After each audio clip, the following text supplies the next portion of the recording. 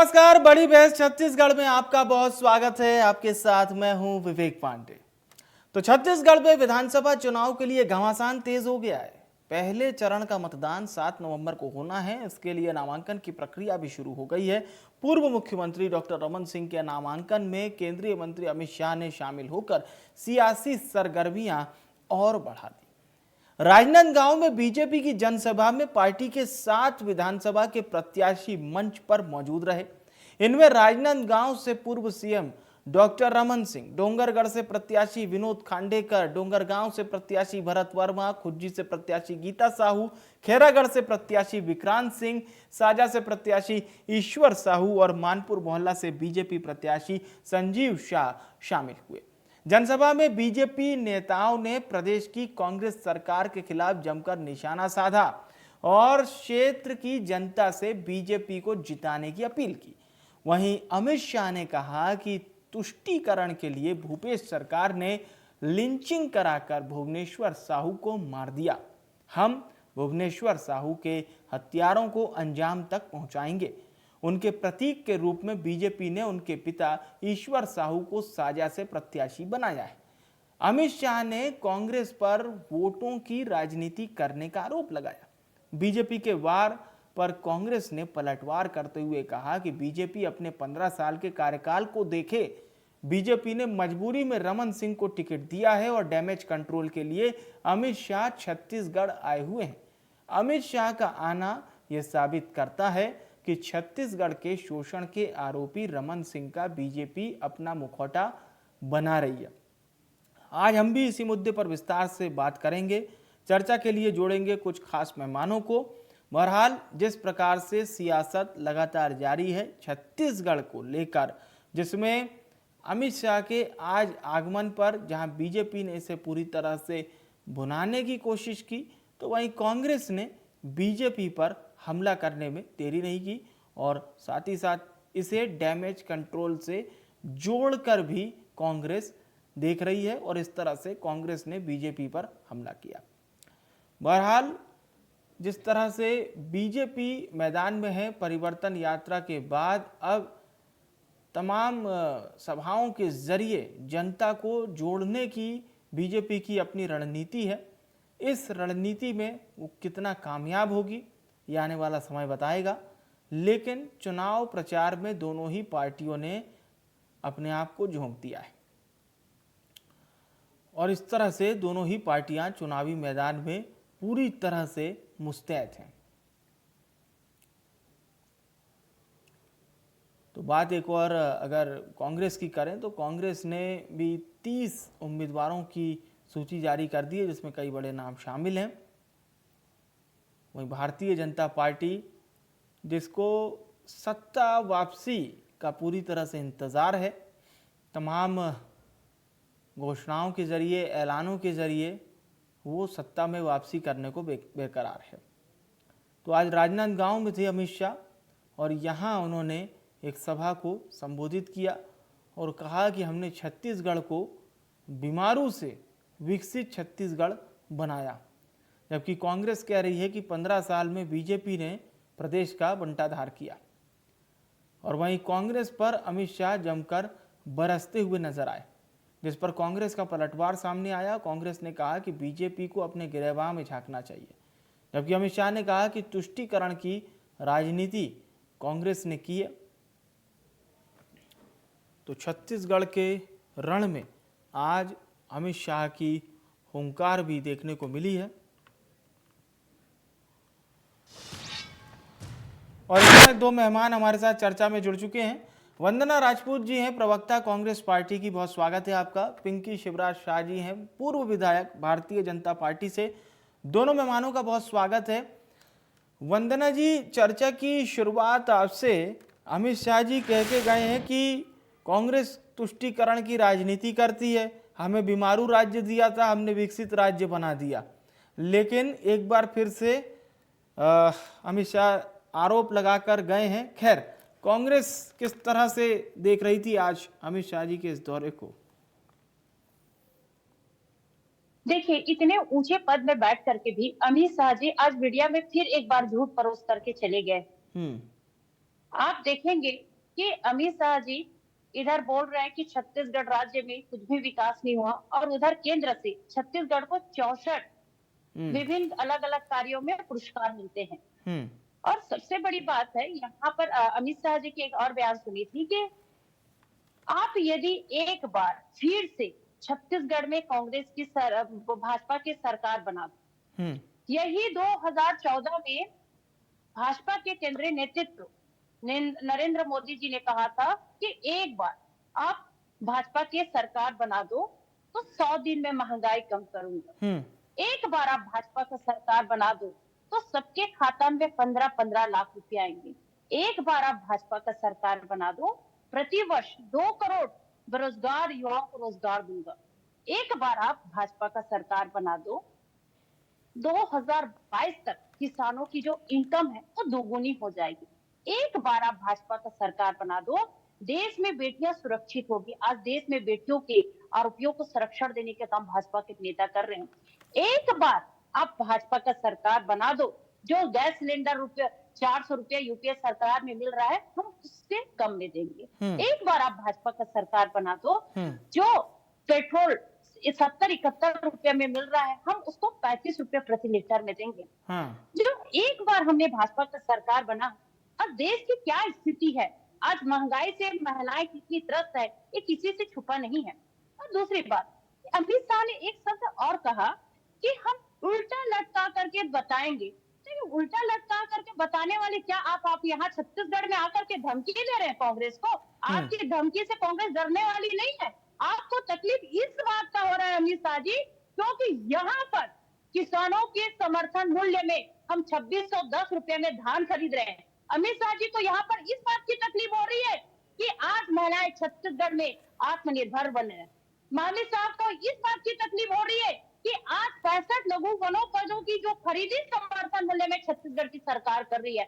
आज अमित शाह को इस बात की तकलीफ हो रही है कि अब आने वाले समय में प्रति एकड़ 20 क्विंटल की धान खरीदी की जाएगी। अमित शाह को तकलीफ इस बात की हो रही है कि आज सबसे ज्यादा अगर किसान खुशहाल है देश में, आप कहीं पर भी देख लीजिए, तो छत्तीसगढ़ के किसान खुशहाल है। अमित शाह को तकलीफ इसलिए हो रही है कि यहाँ बेरोजगारों को रोजगार दिया जा रहा है। अमित शाह को तकलीफ इसलिए हो रही है कि यहाँ पर युवाओं के लिए नया नया रोजगार का सृजन किया जा रहा है। यहाँ पर अमित शाह जी को तकलीफ इसलिए हो रही है कि यहाँ पर छत्तीसगढ़ की सरकार ने छत्तीसगढ़ की संस्कृति, छत्तीसगढ़ की परंपरा, छत्तीसगढ़ के रीति रिवाज को बचाने का, उसको आगे बढ़ाने का काम किया है। क्योंकि 15 साल में छत्तीसगढ़ की संस्कृति, छत्तीसगढ़ की परंपरा को किस तरह से कुचलने का काम किए, आज छत्तीसगढ़ की जनता बहुत अच्छे से देखी है।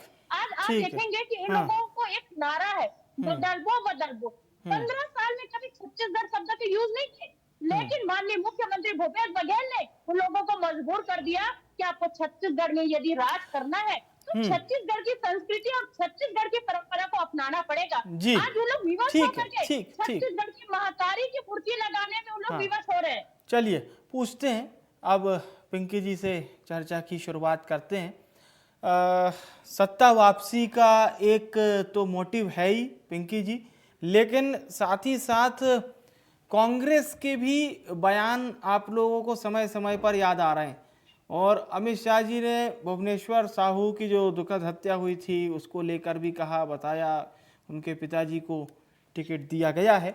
ऐसी बहुत सारी चीज़ें हैं, पर कांग्रेस कह रही है कि 15 साल में जनता ने जो त्रस्त होते हुए अपने आप को देखा है वो फिर से मौका नहीं देगी बीजेपी को।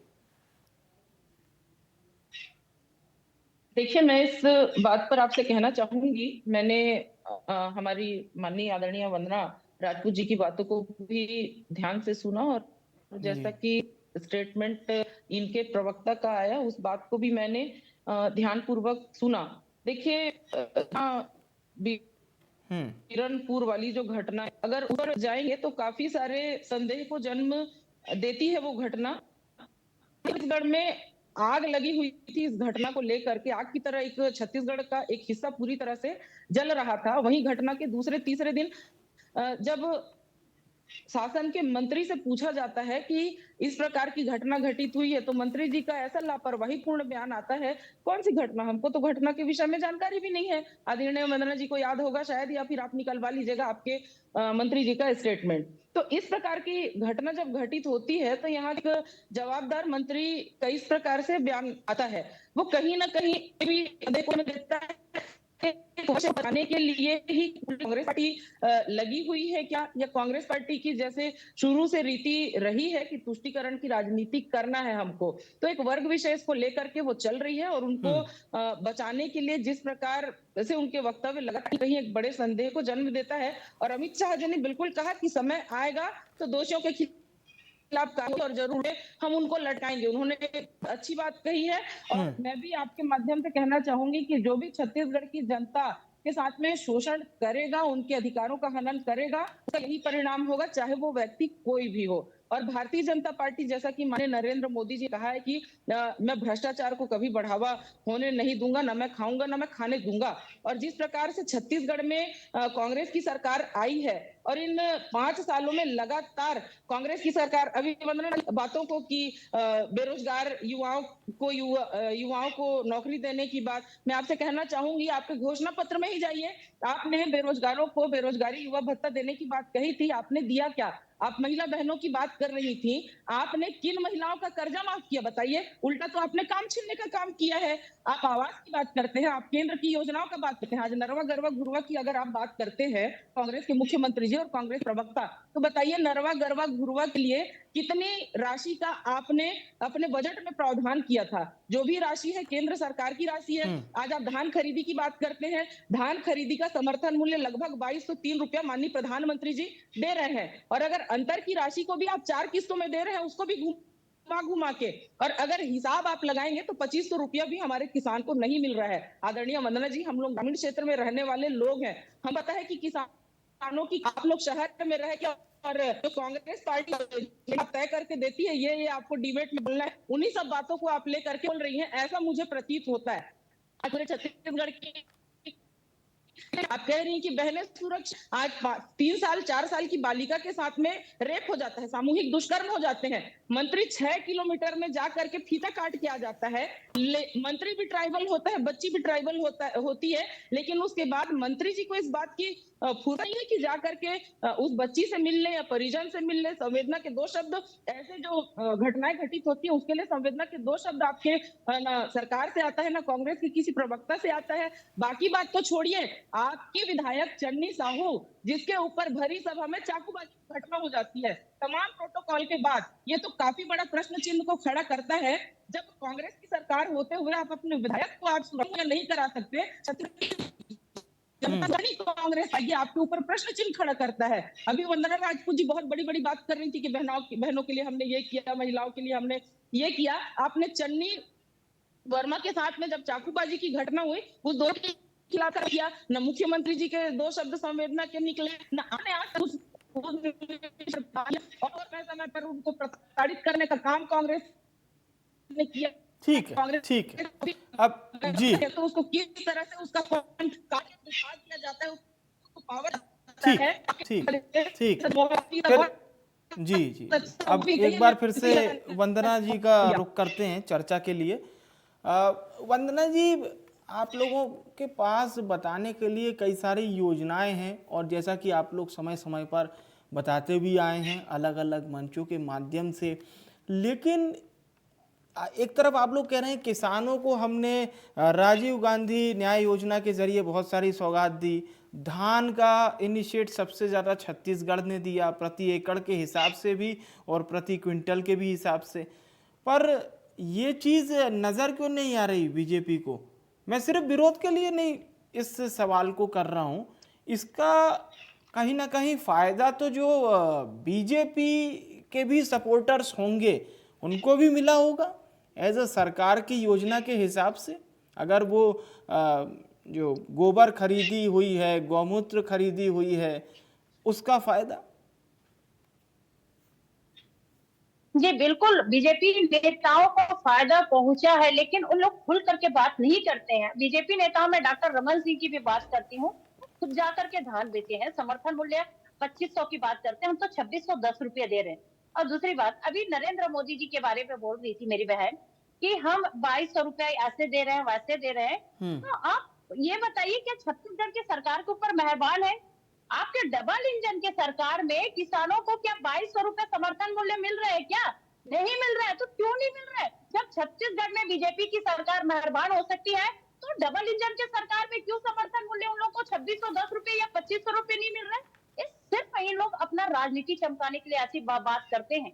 दूसरी बात, अगर किसानों की बात करते हैं, तो मैं आपको बता दूं, 93,725 करोड़ रुपए हमने किसानों की जो धान खरीदी है उसका हमने नगद भुगतान किया है। अगर हम किसानों की बात करते हैं, तो 23,893 करोड़ रुपया जो 25 लाख किसानों को हमने इनपुट में सब्सिडी में दिए हैं। अगर हम किसानों की बात करते हैं, तो 9,270 करोड़ रुपए 19 लाख किसानों का जो कृषि ऋण हमने माफ किए हैं। अगर किसानों की बात करते हैं, तो 344 करोड़ रुपए जो 70 लाख किसानों का वर्षों से जो लंबित सिंचाई कर था उसको हमने माफ करने का काम किए हैं। यदि आप किसानों की बात करते हैं, तो 12,000 करोड़ रुपए जो सिंचाई पंपों पर जो बिजली की बचत है, हम उस पर राहत देने का काम किए हैं। यदि आप किसानों की बात करते हैं या गांव में रहने वाले जनता की बात करते हैं, तो 758 करोड़ रुपए हम लगभग 6 लाख भूमिहीन जो कृषि मजदूर है उनको आर्थिक सहायता देने का काम किए हैं। मेरे पास तो इसका पूरा डिटेल है। अगर यदि आप बोले तो मैं भाजपा के प्रवक्ता को भेज देती हूँ। मैं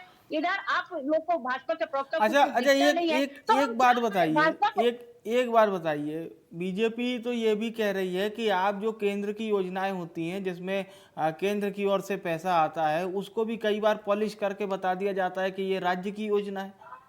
ये बात में सत्यता है कि नहीं है?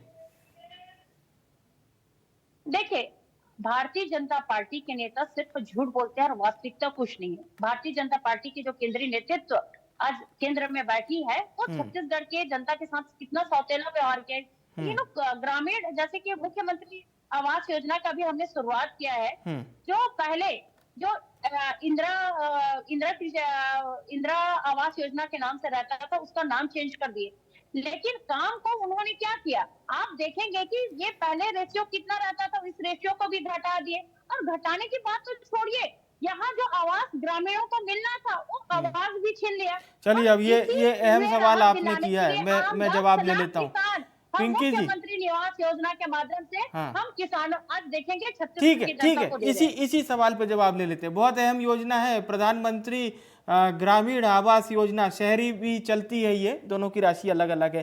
पिंकी जी क्या कहेंगी, इंदिरा आवास योजना वर्सेस प्रधानमंत्री आवास योजना? आप लोग तो कहते हैं कि करोड़ों घर हमने देने का काम किया है और 2022 तक का तो खैर टारगेट भी था, फिर भी वंदना जी का सवाल है, जवाब आपसे ले लेते हैं। पिंकी जी, देखिए, वंदना जी के रिकॉर्ड जो पढ़ रही वो मैंने सुना, और मैंने जैसा कि पहले ही आपको कहा कि उनको जो कांग्रेस कार्यालय से जो पत्रक मिलता है सिर्फ उन्हीं को वो पढ़ के बोलती हैं। यथार्थ में वास्तव में योजना का लाभ कितना लोगों को मिला है कि नहीं, वो उस बात की जानकारी उनको बिल्कुल भी नहीं। मैं इसी बात पे कहना चाहूंगी, वंदना जी आप मुझे बताइए कि कितने राष्ट्रीयकृत बैंक से हमारा किसान लोन लेता है? आपने क्या उन राष्ट्रीयकृत बैंकों के कर्ज माफ किए हैं क्या? बताइए। आप आज पंप कनेक्शन की बात कर रही थी, आपकी सरकार बनने के बाद में आपने कितने स्थायी पंप कनेक्शन दिए? आप बताइए। मैं आपको कहना चाहूँ 5 साल से हमने घर के लिए आवेदन लगाया है, इन 5 साल के कांग्रेस के भी पंप कनेक्शन नहीं दिया गया है। और देखिए, सिर्फ टेम्परेरी कनेक्शन दिया जा रहा है,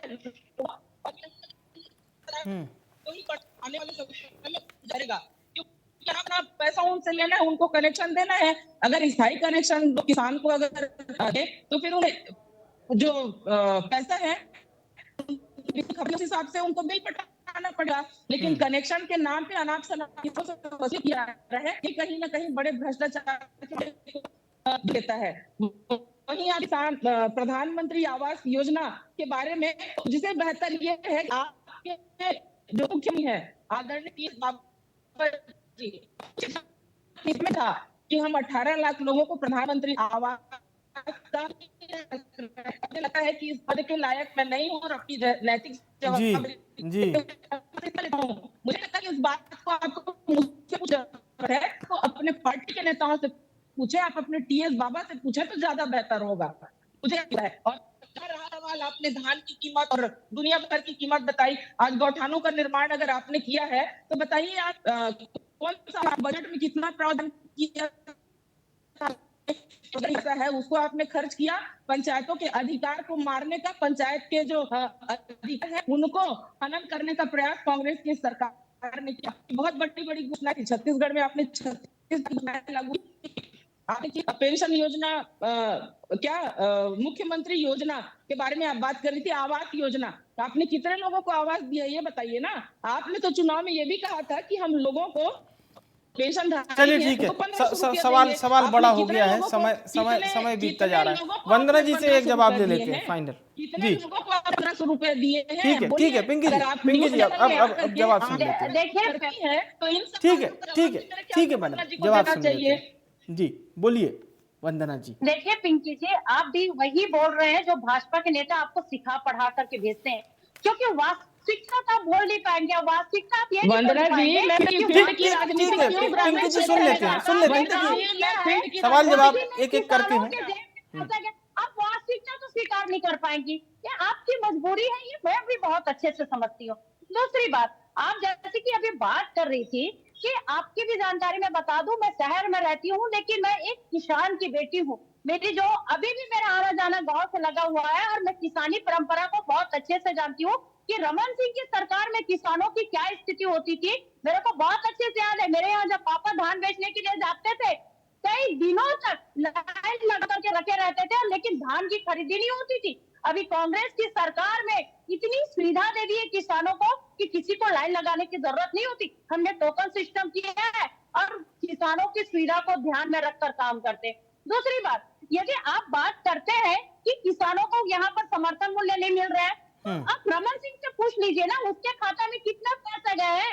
कौशिक, धर्मलाल कौशिक से बात कर लीजिए। और सबसे बड़ी बात यहाँ पर है कि आप लोगों से सर्टिफिकेट लेने की जरूरत नहीं है। अभी 2023 में जनता सर्टिफिकेट देगी, क्योंकि जनता के लिए हमने काम किया है और जनता को बहुत अच्छे से मालूम है कि भूपेश है तो भरोसा है, और कांग्रेस सरकार ने जो कहा सो करके दिखाया। आज अमित शाह जी बहुत बड़ी बड़ी बात कर रहे थे, भ्रष्टाचार की बात करते हैं, तो रमन सिंह के बारे में जब भ्रष्टाचार की बात कर रहे हैं 15 साल के बारे में, तो अमित शाह जी गजनी बन जाते हैं, वो सब भूल जाते हैं। ठीक है, कभी उन्होंने ये नहीं कहा कि 15 साल में 36,000 नान घोटाला हुआ, इनकी जांच क्यों नहीं होता। चलिए अब चर्चा का समय भी समाप्त हो गया है। वंदना जी, पिंकी जी, मैं बहुत बहुत धन्यवाद करूंगा आप दोनों मेहमानों का हमारे साथ चर्चा में जुड़ने के लिए। शुक्रिया, आप दोनों हमारे साथ बड़ी बहस में शामिल हुए। आज की चर्चा थोड़ी खास थी क्योंकि भारतीय जनता पार्टी के रणनीतिकार और केंद्रीय गृह मंत्री अमित शाह राजनांदगांव में थे। कई सारे आरोप उन्होंने लगा दिए। बीजेपी के लिए छत्तीसगढ़ एक ऐसा राज्य हो गया है जहां पर उसे सत्ता वापसी करना इतना आसान तो दिखाई नहीं दे रहा। बयानों को अगर हम छोड़ दें तो जमीनी स्थिति में कांग्रेस ने कहीं ना कहीं अपने द्वारा किए हुए कार्यों से जगह तो जनता में बनाई है। अब बीजेपी के बयान जनता में कितना असर कर रहे हैं ये फिलहाल तो नहीं पता चलेगा, लेकिन कुछ दिनों बाद आपको इस बारे में पता जरूर चलेगा। बड़ी बहस में इतना ही। मुझे आने विवेक को दीजिए इजाजत। नमस्कार।